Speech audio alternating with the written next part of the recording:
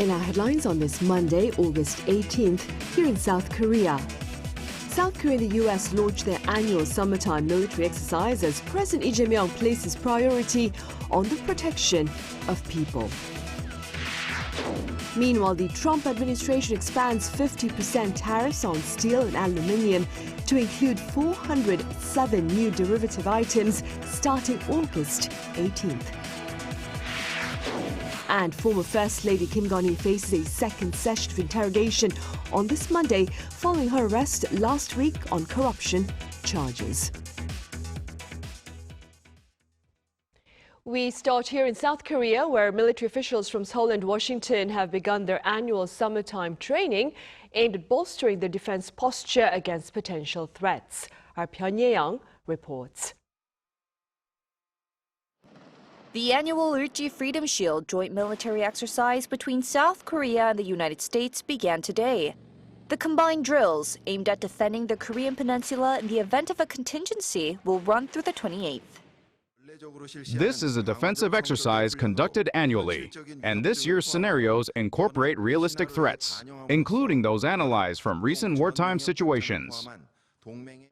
The exercise has also been strengthened to prepare for new security challenges such as drone, GPS, and cyber attacks, as well as advanced weapons powered by cutting-edge technology.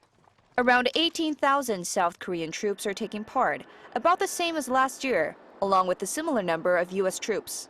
About half of the 40 planned field drills have been postponed to next month, with the ongoing heat waves cited as a reason for the adjustment. While Pyongyang dismissed the drills, concerns remain that it may use the UFS as a pretext for provocations. In a statement last Thursday, Kim Yo-jong, the sister of North Korean leader Kim Jong-un, called the joint drills worthless and futile. At a briefing on Monday, when asked about preemptive measures to help improve inter-Korean relations, South Korea's Ministry of National Defense said it had no specific updates for now. I don't have anything specific to share at this point. What I can say is that the Ministry of National Defense will continue to support the government's efforts to establish peace on the Korean peninsula, while maintaining military readiness and steadily pursuing effective measures to ease tensions. Meanwhile, a 20-minute nationwide civil defense drill will take place on Wednesday at 2 p.m. The drill will involve air raid evacuation training and exercises to clear the way for fire trucks, ambulances, and other rescue vehicles. Pyongyang, Arirang News. And President Lee Jae-myung has reaffirmed his administration's commitment to its people amid the start of defense drills this week, also asserting that true security on the Korean peninsula lies in promoting peace. Arirang's Yoon Jung-min files this report from the presidential office. The state's top priority is to protect the lives and safety of the people. That's according to President Lee Jae-myung as he presided over a cabinet meeting on the first day of the nationwide Ulchi exercise. 복합 위기에 대비한 통합적인 안보 역량이 필요한 상황입니다. 이번 을지 연습을 통해서 우리의 안보 태세를 면밀히 점검하고 국가의 총체적인 위기 관리 능력을 한층 더 발전시켜 나갔으면 좋겠습니다. The four-day Ulchi civil defense drills involving more than 580,000 people at some 4,000 public institutions are designed to reinforce government readiness and run parallel to the South Korea-US joint military exercises. This year's focus is on fending off new security threats, including drone and cyber attacks. At the same time, South Korea's commander-in-chief noted true security lies in safeguarding peace. 작은 실전들이 조약돌처럼 쌓이면 상호 간의 신뢰가 회복될 것이고 또 평화의 길도 넓어져서 남북이 함께 성장할 수 있는 그런 토대도 마련될 것입니다. For that, he instructed relevant ministries to prepare implementing existing inter-Korean agreements in phases, first starting with those possible to carry out. A reconciliatory message was evident in Lee's Liberation Day speech last Friday, where he vowed to gradually restore the 2018 military agreement. The Ulchi exercise is designed to protect our people's lives and safety. It is defensive in nature and has no intention of attacking North Korea or raising tensions on the Korean peninsula. On top of that, noting the popularity of the Netflix hit animation K-pop Demon Hunters, the president asked for comprehensive measures to support K-content going global, calling the power of culture a new driving force for national strengths. Approved on Monday were more than a dozen bills, some of which were vetoed by Yi's predecessor, including the DP-led broadcasting bill revision, aimed at changing the governance structures at public broadcasters, and a grain bill that mandates government intervention on rice prices. Also on the discussion table was utilizing social media for government advertisements in the digital era, and the president mentioned the need to hold accountable any media that spreads disinformation. Yoon Jung-min, Arirang News. Meanwhile, the Trump administration expands its 50% tariffs on steel and aluminium to include a long list of new derivative products starting today, that is August 18th. Our correspondent Moon Ji-young has details. The broadened tariff measures apply to products imported into the U.S. or released from bonded warehouses starting Monday. These additional tariffs, initially announced last Friday by the Trump administration, primarily target the steel and aluminum content within these derivative products. Specifically, a 50% tariff will be levied only on the value attributable to the steel and aluminum components. The expansion follows requests from U.S. domestic industries in May, which were then solidified by the U.S. Department of Commerce after a period of stakeholder consultation in June. These measures fall under Section 232 of the U.S. Trade Expansion Act, citing national security as the rationale. However, Korea has strongly asserted that Korean products do not pose a threat to U.S. national security. Despite these appeals, the Commerce Department largely approved its domestic industry's claims, excluding only about 60 items already under other Section 232 measures or investigations. The burden on the Korean exports is bound to be heavy. The 50% tariff hike will severely diminish the price competitiveness of Korean firms, likely shrinking their U.S. market share. With many previously untaxed derivative products now included, Korean firms face significant risks of losing existing clients, struggling to find new ones, and grappling with increased production costs and long-term contract issues with U.S. partners. Concerns are growing in Seoul, with the Trade Ministry on Monday stating that the U.S. could further expand its 50% tariff list for steel and aluminum derivative products. These additional items are expected as early as September, fueled by ongoing requests from U.S. industries. The Trade Ministry has pledged to significantly expand its support programs for SMEs affected by import regulations. This includes broadening consultation services for verifying steel and aluminum content and providing proof of origin, while also substantially reducing the financial contributions required from companies for these support services. Moon Ji-young, Arirang News.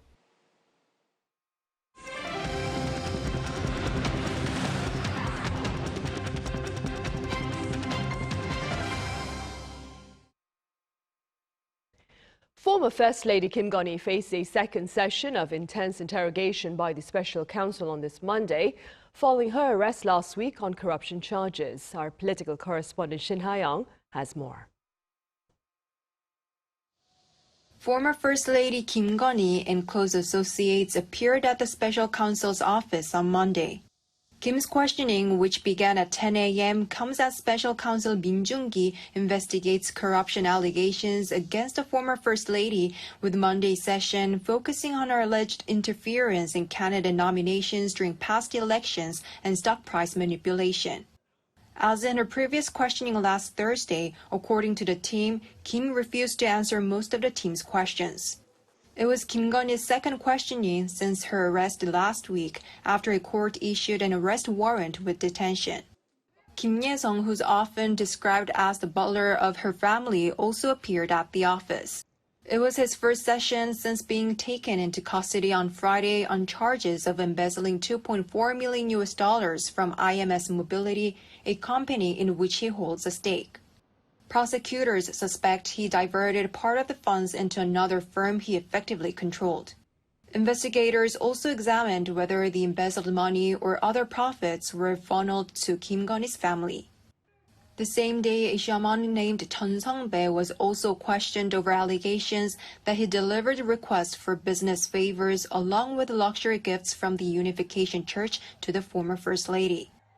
Meanwhile, the Seoul Central District Court held a hearing on Monday on former President Yoon Suk-yeol's insurrection and abuse of power charges without him present, as he has refused to attend. Yoon has skipped all 5 hearings in the insurrection case since his rearrest, citing health problems. His representative said he will attend once his condition improves, but declined to provide details on his current health. 신하영, Arirang News. In other news, U.S. President Donald Trump touts his recent talks with Russia's Vladimir Putin in Alaska as he prepares to sit down with Ukrainian President Volodymyr Zelenskyy in Washington, D.C. on this Monday. Our Lee Sing-jae has the latest. U.S. President Donald Trump, in a social media post on Sunday, promised big progress on Russia. However, he did not provide any details on what progress has been made since the no-deal after summit with Russian President Vladimir Putin last Friday in Alaska. According to sources cited by Reuters, Washington and Moscow have floated proposals under which Russia would give up small pockets of occupied Ukrainian territory in exchange for Kyiv ceding fortified land in the east and freezing front lines elsewhere. But most importantly for Kyiv, U.S. Secretary of State Marco Rubio says a security guarantee is something Washington will continue to push for Ukraine. In the meantime, the one thing we do know that Ukraine has said repeatedly and publicly talked about is security guarantees. That's a very reasonable request. That's something we're working on, and that's something the Russian side has to understand, obviously. Washington has also discussed the possibility of a defense pact, as Trump's envoy to Russia, Steve Witkoff, told Fox News on Sunday that the U.S. and its European partners could offer Ukraine NATO-style security guarantees outside the alliance framework as part of a settlement. It means that the United States is potentially prepared to be able to give Article 5 security guarantees, but not from NATO, directly from the United States and other European countries. That is big. I mean, really big. Meanwhile, European and NATO leaders announced they will stand with President Vladimir Zelenskyy in Washington on Monday, presenting a united front as Trump pursues peace talks with Russia. Leaders from Britain, France, Germany, Italy, and Finland are joining Zelenskyy after his exclusion from Trump's summit with Russian President Vladimir Putin last Friday. Their show of support comes after a tense Oval Office meeting in February when Trump clashed with Zelenskyy in a heated exchange. Lee Sing-jae, Arirang News. New findings show Samsung is reportedly eating into Apple's U.S. market share amid the growing appetite for Samsung's foldable phones. According to data by market analyst Canalys, shipments from Samsung soared in the American market, raising its share in the second quarter to 31% from 23% on year. Apple's U.S. market share, meanwhile, shrank to 49% from 56% during the same period. Pundits are also linking Samsung's latest positive performance to its diverse product lineup. Back here on the local front, capital Seoul is poised to usher in a fresh mode of public transport come September, and it's going to glide through water. Our Park Hyo-bin took a ride. In a city driven by cars, buses, and subways, this one moves differently. No rails, no tires, just water. This is the Hangang Bus, Seoul's new ferry-based public transport, designed to connect key spots along the Hangang River. This ferry just left Apgujeong and is now heading to Yeouido. The view from here is stunning. You can see the river, bridges, and tall buildings, all in one frame. Ahead of its official launch in September, the city began offering early test rides for residents to experience the new service firsthand. As the ferry glides across the water, slicing through the breeze with the skyline in full view, smiles spread among passengers on board. It was really fun riding the Hangang Bus. It made me feel happy. It's very refreshing. I'd say the view is very good. Excellent. I've been on ferries abroad, but seeing one as public transport in Seoul is amazing. The view is beautiful. It feels completely different being on the river instead of just looking at it. Step inside and it feels far from your typical subway or bus. Panoramic windows and ceiling skylights flood the interior with natural light. Nearly 200 seats are paired with foldable tray tables, and there's even a cafe corner where passengers can grab a quick snack or drink. The ferry is scheduled to operate 2 main routes starting in September. The Hangang Bus operates a 75-minute one-way route linking 7 stops from west to eastern Seoul and returns along the same path.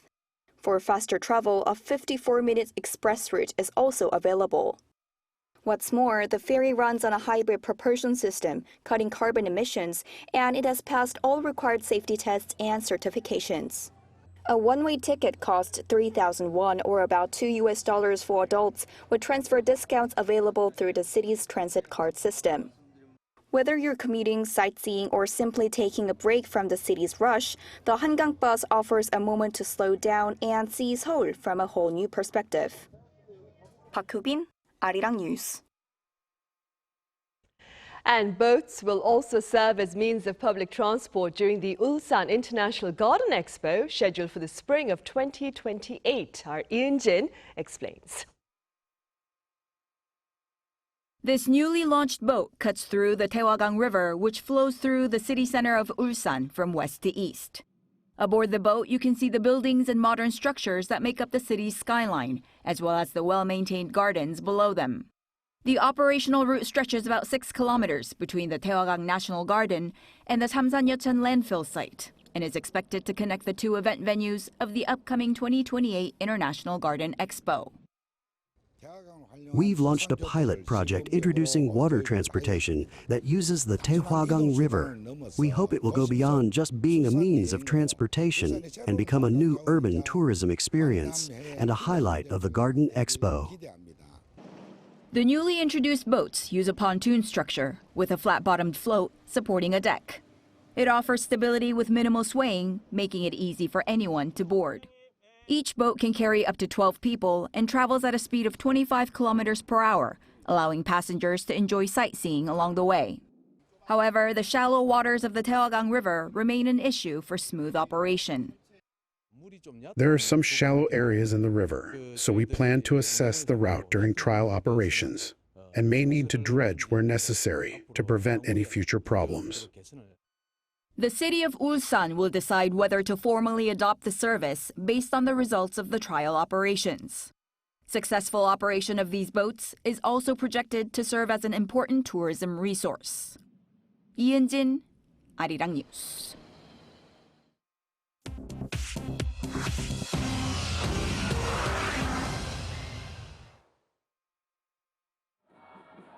This is The World Now, bringing you the latest stories from around the globe. In Israel, Tel Aviv's hostage square was filled with hundreds of thousands of people on Sunday, demanding an end to the Gaza war and a deal to bring home the remaining hostages. On the same day, a nationwide strike swept the country, bringing much of Israel to a standstill. In one of the largest protests since the conflict began, approximately 500,000 people reportedly participated in the Tel Aviv demonstration alone, with other protests around Israel bringing the nationwide total to an estimated 1 million people. The protests were organized by the Hostages and Missing Families Forum and included a one-day national strike on Sunday morning. This strike involved blocking roads and halting work nationwide. Israeli police made dozens of arrests during the day. The protests coincided with the Israeli military's finalization of plans for a major ground operation aimed at capturing Gaza City. Despite the growing public pressure, Prime Minister Benjamin Netanyahu criticized the protests and defended the ongoing military offensive. In Pakistan's northwestern Khyber Pakhtunkhwa province, flash floods and landslides have killed more than 300 people, with over 200 still missing. According to Pakistan's National Disaster Management Authority, by Sunday morning, the death toll had risen to at least 337 people, with most killed in flash floods. In Buner district, a 3.5-hour drive from the capital Islamabad, 207 people died after the area saw more than 150 millimeters of rain in just 1 hour on Friday. Rescue efforts are underway, but heavy rainfall is forecast to continue until August 21st. While the region typically experiences monsoon rains between June and September, scientists say that climate change is intensifying and increasing the frequency of flash floods and landslides. Air Canada cabin crew have defied a government-mandated return-to-work order and are continuing their strike. This comes despite a binding arbitration directive issued by the Canada Industrial Relations Board, which requires more than 10,000 flight attendants to resume their duties by 2 p.m. on Sunday. Now entering its third day, the strike has grounded 700 flights daily, affecting travel for up to 130,000 passengers each day. Leaders of the Canadian Union of Public Employees have condemned the order as unconstitutional and are demanding a fair contract that includes compensation for unpaid ground duties. British actor Terence Stamp, who played the role of villain General Zod in the original Superman films, died on Sunday, aged 87. Throughout his 6-decade career, Stamp earned an Oscar nomination in 1963 for his first film, Billy Budd, and delivered standout performances, including The Adventures of Priscilla, Queen of the Desert, in which he portrayed a transgender woman. Stamp's final screen appearance was in Last Night in Soho in 2021. His family stated he leaves behind an extraordinary body of work, both as an actor and as a writer, that will continue to touch and inspire people for years to come. 최지희, Arirang News.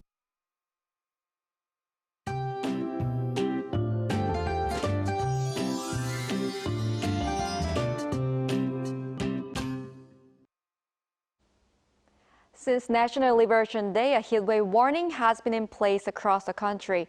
Heatwave advisories are in place in the central region, including Seoul, and heatwave warnings are in place in the southern parts of the country. Please take care of your health in this hot weather. Rain has been falling in the Seoul metropolitan area and Gangwon-do Province today. Looking at the expected precipitation, 5 to 60 millimeters is expected, and more than 80 millimeters of rain could fall in northern parts of Gyeonggi-do and Gangwon-do Province by tonight. Tomorrow morning will start warm at 23 to 26 degrees Celsius all over the country. Daily highs move up to 30 degrees in Seoul and Chuncheon and Busan 31 degrees. Rain clouds will be seen in the Seoul metropolitan area and Gangwon-do Province early in this week. That's all for Korea. Here are the weather conditions around the world.